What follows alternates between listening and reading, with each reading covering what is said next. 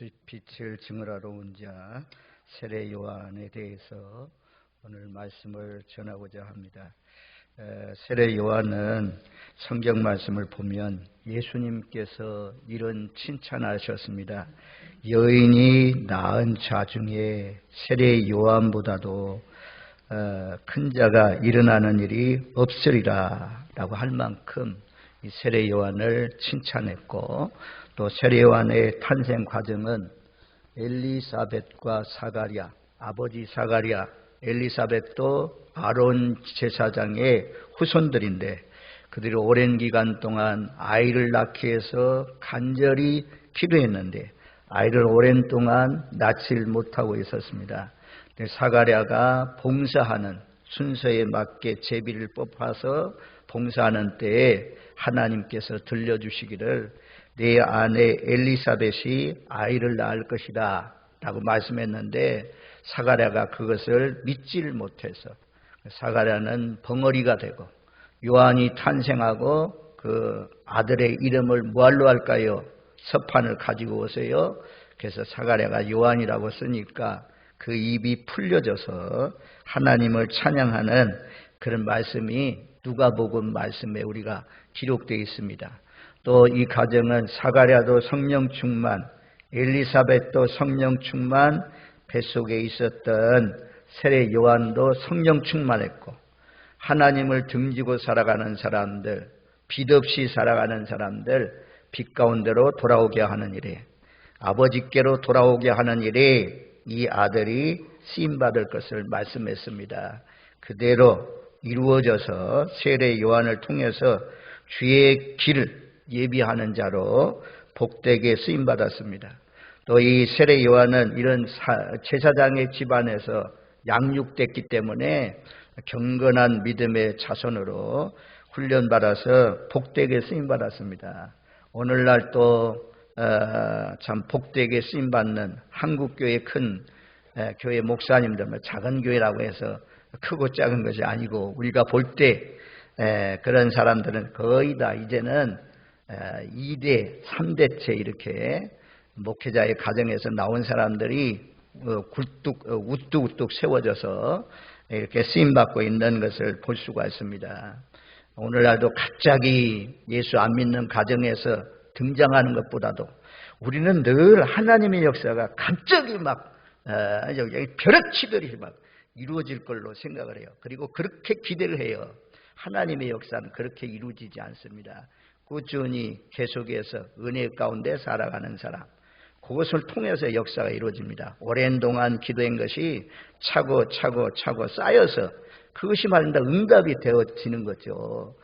우리 육신은 전부 다 획기적으로 확 180도 바뀌어지는, 사도 바울과 같이 다메섹 도상에서 가다가 확 황홀하게 바뀌어지는 그런 것처럼 바뀌어지기를 그런 바라는 마음들이 다 있잖아요. 그런데 거의 다 대부분의 사람들이 경건의 훈련을 통해서 계속되는 꾸준한 그 열심을 통해서 이루어지는 것을 볼 수가 있습니다. 이 가정도 하루아침에 세례 요한이 등장한 것이 아니고 경건한 가정에서 신앙적으로 기도를 통해서 잘 양육받아서 세례 요한이 한 시대에 예수님의 길을 예비하는 사람으로, 구약의 마지막 선지자로 쓰임받은 것을 볼 수가 있습니다. 우리가 세례 요한은 광야에서 살면서 약대 토롯을 입고 허리에는 가죽띠를 띠고 메뚜기와 석청을 먹고 살았다. 아주 의식주 문제를 하나님께 맡기고 그렇게 살아갔다는 거죠. 그리고 이 세례 요한에 대해서 말씀하면서 오늘 말씀에 보면 5절 말씀에 6절 말씀에 하나님께로부터 보내심을 받은 사람이 있으니 그 이름은 요한이라. 하나님께서 나를 이곳에 보내신 이가 누구냐? 하나님이라고 말씀합니다.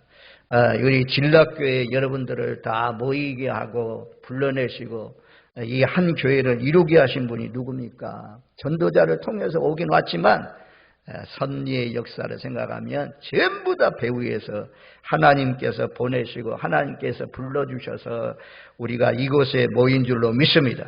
하나님께서 나는 보낸 사람이다. 하나님께서 보낸 사람이다 라고 말씀해요.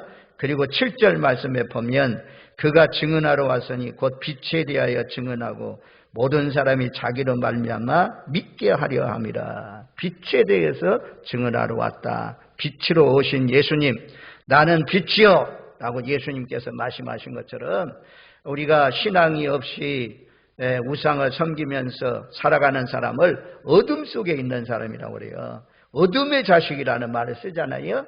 그리고 예수를 믿고 믿음 안에서 사는 사람들을 빛의 자녀라고 말씀합니다. 예수님은 빛으로 오신 분인데 그 예수님을 증언하기 위해서 이 땅에 오셨다. 세례 요한만 예수님을 증언하기 위해서, 증거하기 위해서, 증인되기 위해서 오신 것이 아니고 저와 여러분들도 예수님을 증언하기 위해서 살아가야 될 줄로 믿습니다.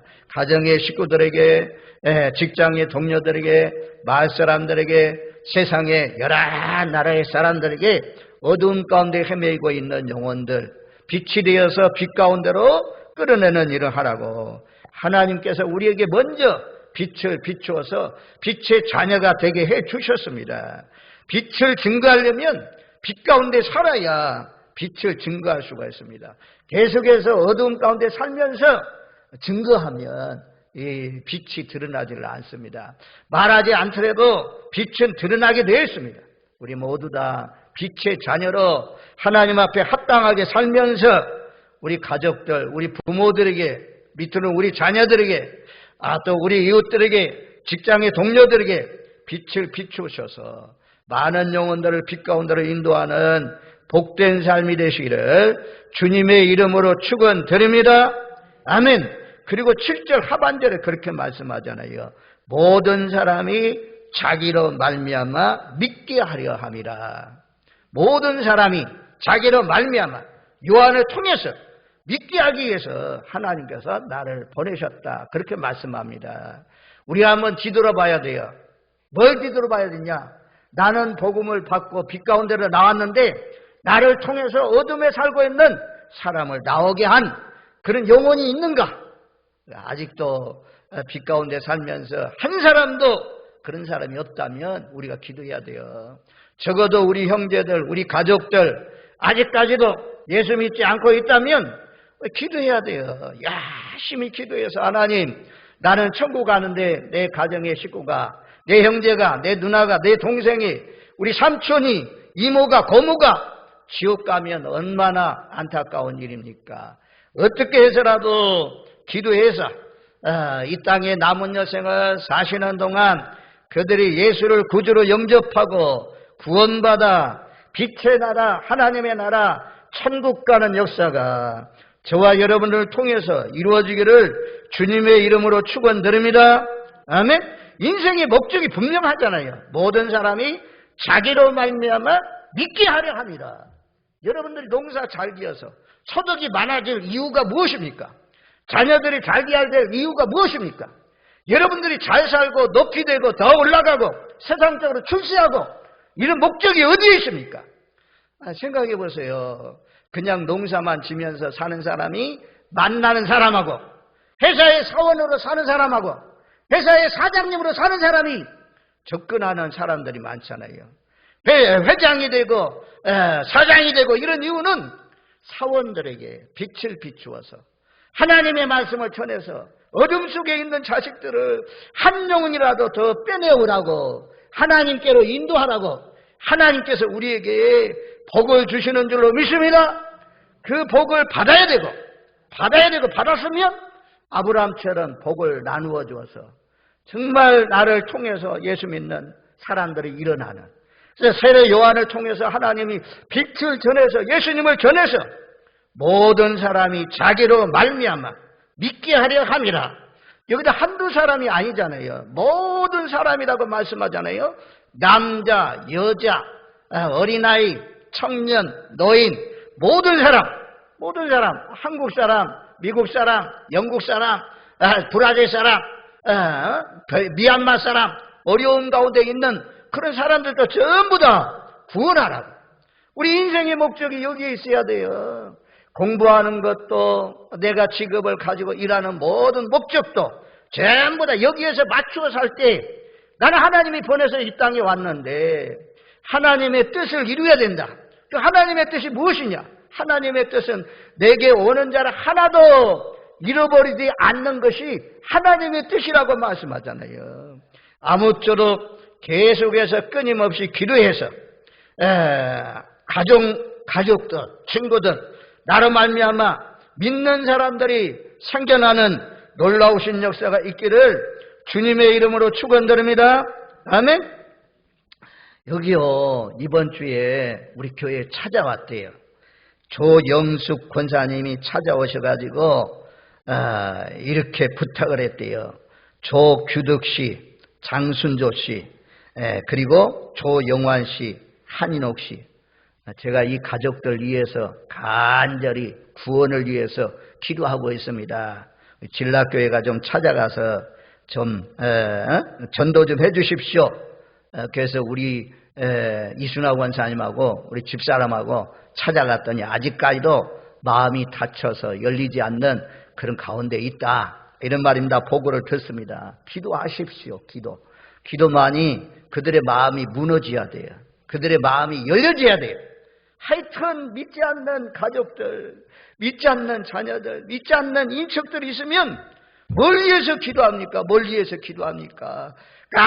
간절히 로마서 9장에 보면 바울이 내게 마음에 그치지 않는 고통이 있다, 내게 큰 근심이 있다, 내 권력 친척들이 예수를 믿는다면 그리스도에게서 끊어지는 한이 있더라도 원하는 바다, 가족들을 위해서 끊임없이 기도했잖아요.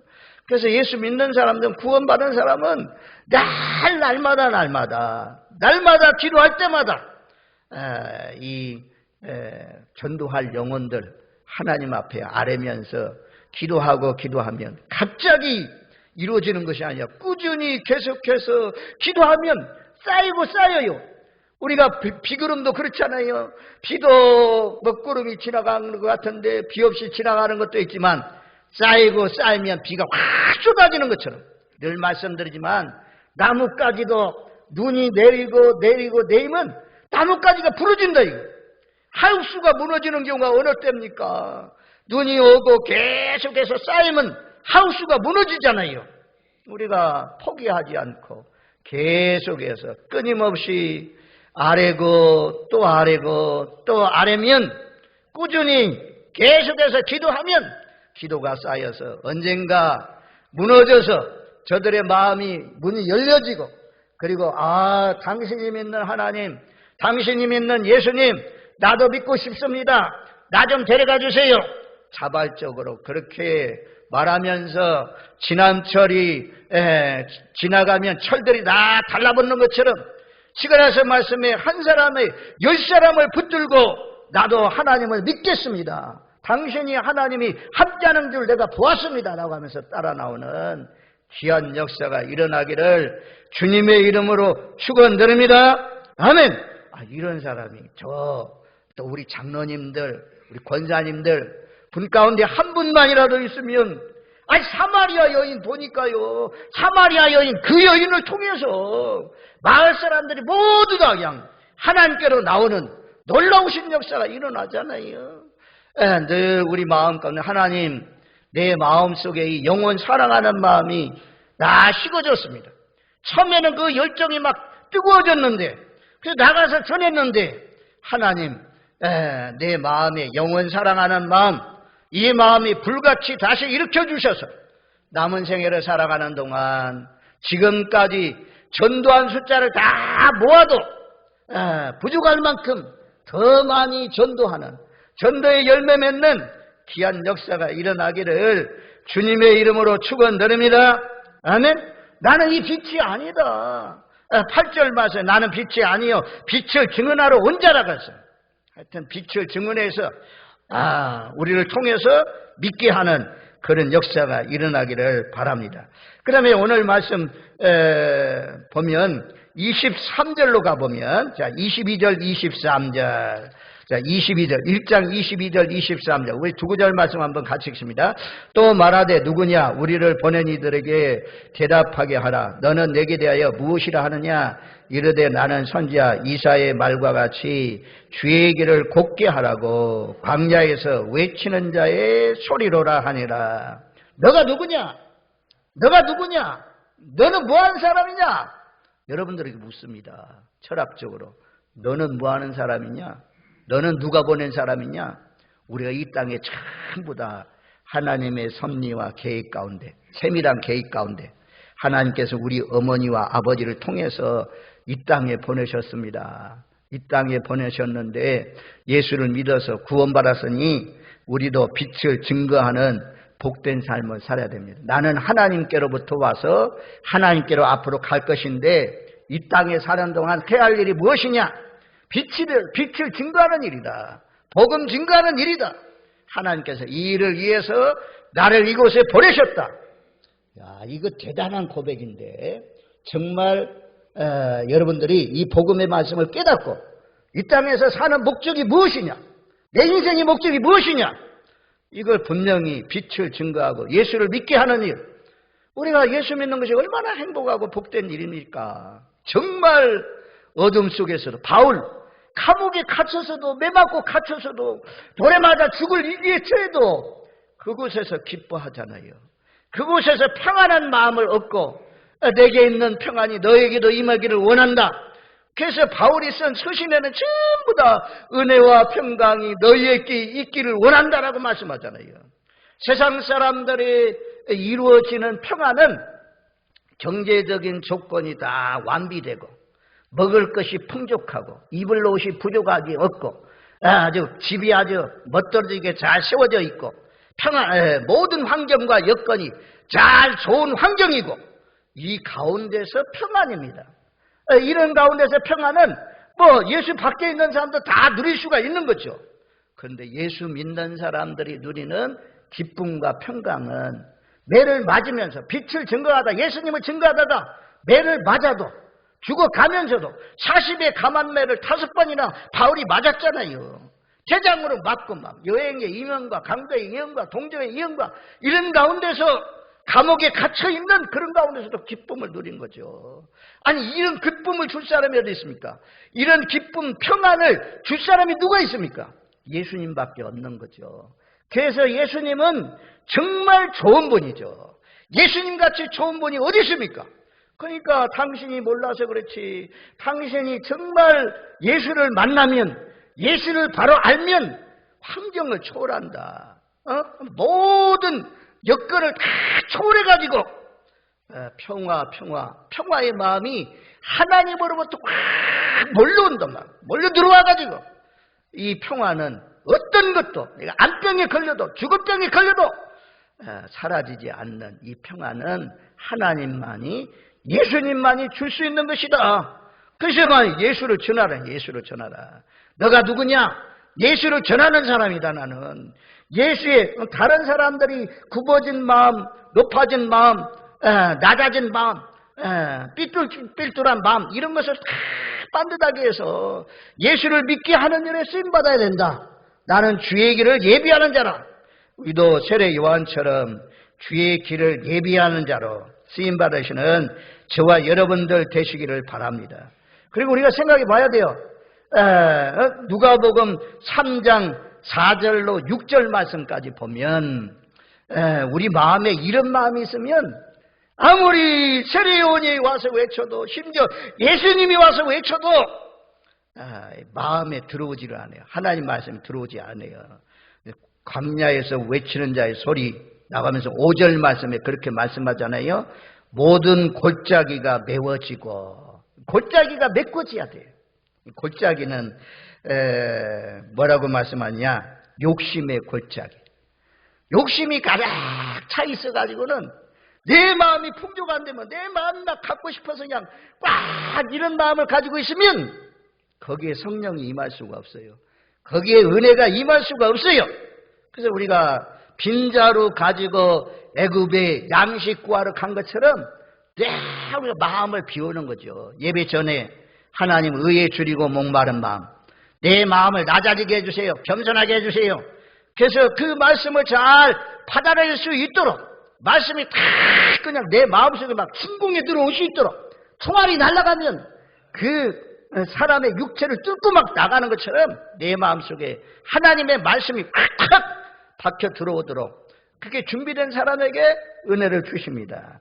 이 골짜기 같은 욕심이 가득 찬 이런 마음에는 하나님의 은혜가 임하지 않으니까, 하나님, 예수님으로 나는 만족합니다.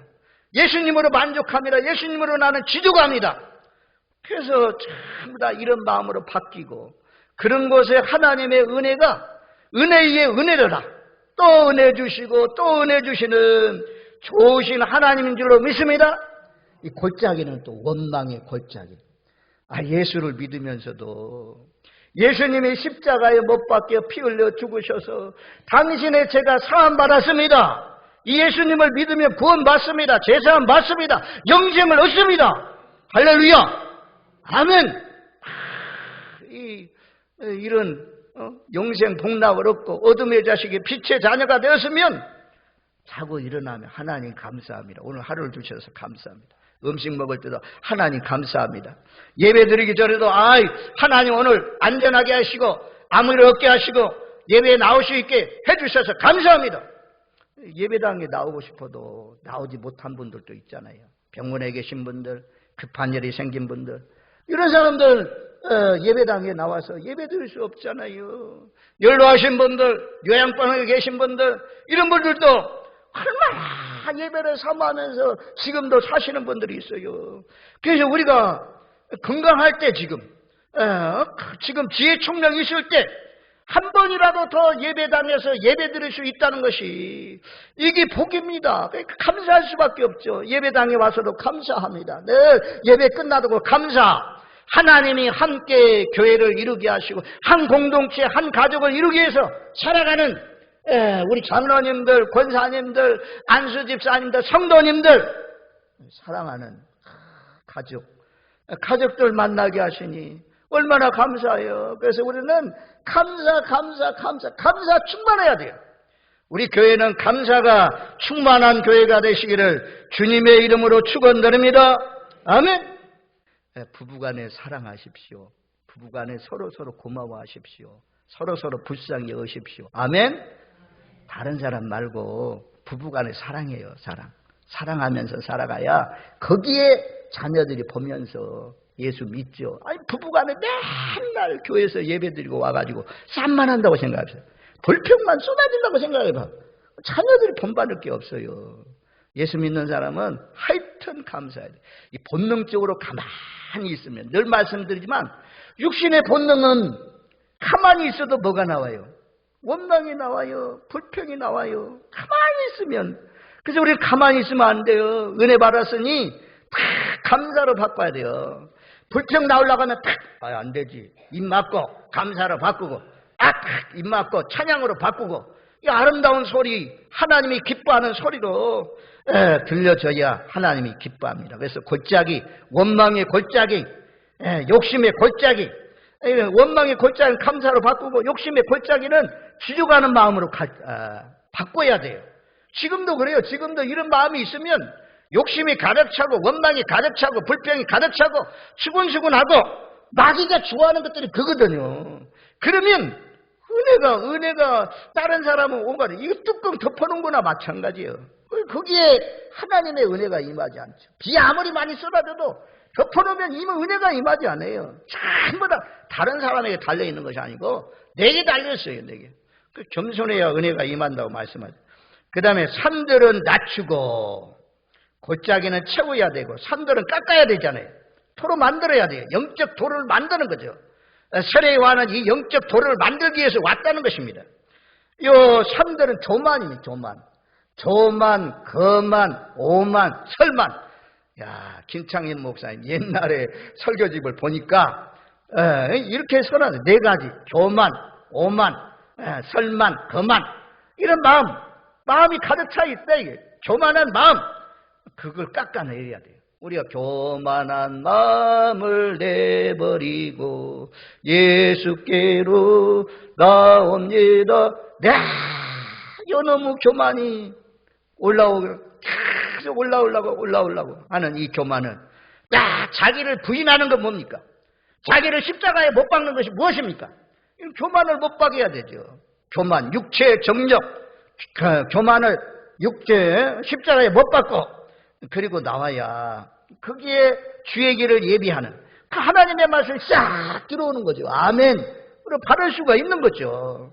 내 산들이 높아지고 낮은 산도 전부 다 깎아져야 되는 거예요. 전부 다 깎아져야 돼요.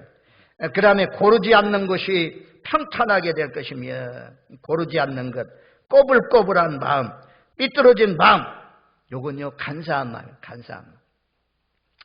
아주 외식, 겉모습은 아주 경건한 척, 속에는 아주 더러운 냄새나는, 썩은 냄새나는 이런 못된 마음들, 고르지 않는 것을 평탄하게 하고 험한 것이 평지가 되게 하겠다, 그렇게 말씀하잖아요. 이 험한 길은 뭘로 설명을 해놨냐? 혈기, 분노, 고집. 혈기가 없는 사람이 어디 있어요? 요놈의 혈기. 언제까지 이놈의 혈기가 나올지. 이 하나님 나라에 들어갈 때, 천국 들어갈 때까지 싸워야 되는 것이 혈기입니다. 그런데 제가 어떤 분 설교를 들으니까 온유라는 단어를 잘 설명해 주더라고요. 얼마나 잘. 온유는 이제 우리가 일반적으로 이빨하고 혀하고 설명하잖아요. 이빨은 강하지만 이빨은 다 빠져요. 저도 지금 여기 세 개가 빠져가지고 없는 그런 가운데 있는데, 이빨은 강하잖아요. 얼마나 강해요.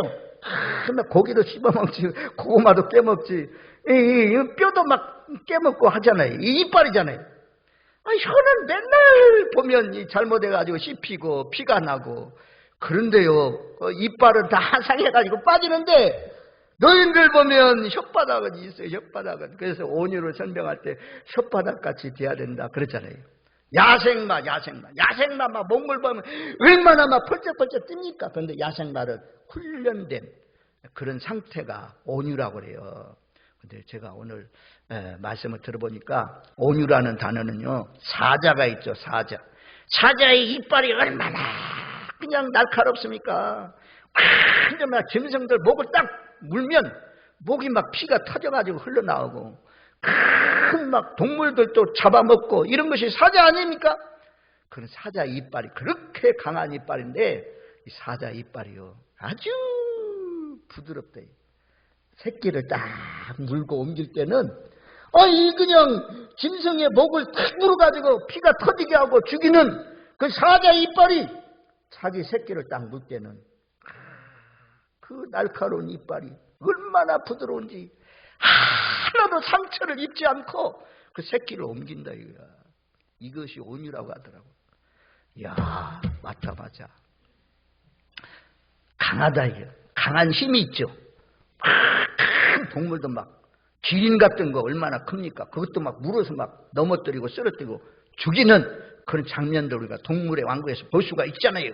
그런데 그런 힘이 있지만 그 힘을 다 사용하지 않고 연약한 자를 잘 부드럽게 그냥 쫙 이빨을 살짝 물어가지고 옮겨지는 그런 것이 온유다. 그래서 삐뚤어진 마음, 혈기, 분노, 이런 꼬불꼬불한 고집, 쓸데없는 고집, 이런 것들 다 온유로 바꾸고, 이런 마음이 될 때 거기에 주의 은혜가 임하죠. 예수님 오시기 전에 세례 요한의 사역은 바로 사람들의 이런 골짜기와 같은 욕심이 가득한 마음들, 원망이 가득한 것, 교만한, 거만한, 살만한 그런 마음들, 간사한 마음들, 외식주의, 혈기, 분노, 이런 것들을 다 쳐부수고 다 뽑아내게 하시고, 그리고 주님이 잘 예비할 수 있도록, 주님이 그들 마음속에, 사람들 마음속에 잘 들어갈 수 있도록 그런 길을 예비하기 위해서 오신 분이다. 우리 자녀들 마음 가운데, 우리 성도들 마음 가운데, 또 우리 마을 사람들 가운데 이런 마음들 다 제거하고 정말 예수님을 영접하고 구주를 영접하고 빛을 증거하는 삶을 살아가는 영혼들로 변화시키는 일에 쓰임받으시는 저와 여러분들 되시기를 주님의 이름으로 축원드립니다. 아멘. 그리고 광야에서 외치는 자의 소리라고 말씀했습니다. 광야에서 외치는 자의 소리라. 예수님이 전하는 소리는 말씀이고 자기가 전하는 것은 소리라고 말씀했어요. 소리는 일깨우는 거죠. 경종을 울리는 소리, 이 소리를 듣고 많은 사람들이 예수를 믿는 귀한 역사가 일어났습니다. 제가 이 설교를 준비하면서 보니까 이상근 목사님의 설교집을 보니까 이제 세례 요한이 광야에서 외쳤다는 거죠. 보라! 세상 죄를 지고 가는 하나님의 어린 양이로다! 이렇게 외쳤는데 스펄전이 교회를 건축하고 교회가 사람들이 몰려와가지고 더 큰 교회를 지었다는 거죠. 그리고 난 뒤에 그때 당시에는 마이크 시설이 없었다는, 앰프가 없었다는 거죠. 그 사모님은 중간쯤 앉아가지고 보라 세상 죄를 지고 가는 어린 양이로다 하면 그 정도 하면 저 뒤에 이제 끝 의자에 앉아가지고 목사님이 보라 세상 죄를 지고 가는 하나님의 어린 양이로다 라고 하니까 손을 안 들어요. 안 들린다는 소리예요. 안 들려. 보라 세상 죄를 지고 가는 하나님의 어린 양이로다. 이 사모님이 손을 번쩍 들었어요. 이 정도의 음성을 가지고 말씀을 전해야 5,000명이나 되는 회중들이 다 하나님의 말씀을 들을 수 있겠구나. 딱 하면서 보라 세상 죄를 지고 가는 하나님의 어린 양이로다 라고 외쳤습니다. 그랬더니 지붕 위에서 아직 공사가 덜 끝난 페인트 칠하는 사람이 칠하고 있다가 갑자기 막 벌벌 떨면서 내려와가지고 하나님의 음성을 들었습니다. 하나님의 음성을 들었습니다. 하나님의 음성을 들었습니다. 하나님의 음성 아니라고. 그래도 하나님의 음성입니다. 하나님의 음성을 들었습니다. 그래서 말씀을 전해서 그 사람이 회개하고 돌이켜서 그 교회 말입니다. 충성스러운 성도가 되었다라는 그런 참 내용이 설교집 내용에 있더라고요. 하여튼 우리는 이 땅에서 광야에서 외치는 자의 소리, 보라 세상 죄를 지고 가는 하나님의 어린 양이다. 예수님 우리가 요 양 어린 양이다라면 유대인들은 그냥 어린 양이라면 무슨 의미인지 잘 압니다. 우린 잘 이해가 안 되죠.